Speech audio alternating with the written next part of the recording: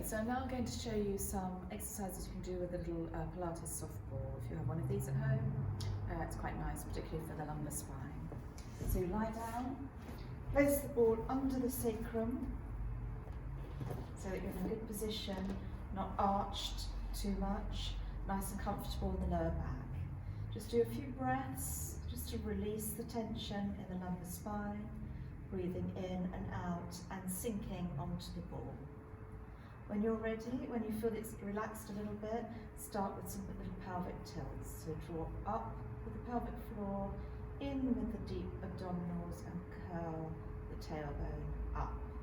So you're not lifting off the ball, you're just tilting the pelvis up towards the ceiling as you're rocking on the ball a little bit, just to relax the lumbar spine. Keep going with that until you feel that you've warmed up and mobilised the lumbar spine a little bit. Then you can start to lift one leg up and place it back down, making sure that you keep the pelvis as still as possible. Feel those abs wrapping around to hold it still as you're lifting and lowering. Placing your foot back exactly where it was before. Now do the same thing on tippy toes. Just touch with your toes. You're moving only from the hip flexors here, so no movement in the knee. It stays exactly as it is. Then you can start to change over in the air. It's putting a little bit more work into your abdominals. Really draw in with the abs as you're changing. To make it now a little bit more difficult, take the arms up. You may not be able to do this at first, so practice it until you feel you can advance to arms in the air without rocking on the ball too much. If you get really good at it, you can then lift the legs up, together and down. If you find you get cramp in your toes doing this, then do it on the heels instead. So you can change and touch with the heels instead of the toes.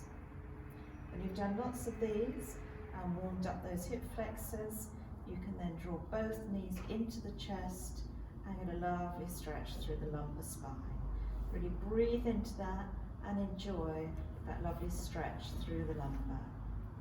When you're ready, slide one leg away, straighten it out, sink into the ball, and you're stretching deep, deep into your hip flexor now. And this is also a lovely stretch and a really good one to do.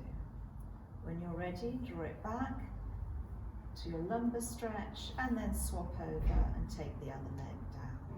Stretching and sinking into the ball, deep in the hip. To finish, bring the legs together and do another lovely lumbar stretch. Hold that as long as you feel you need to. Okay.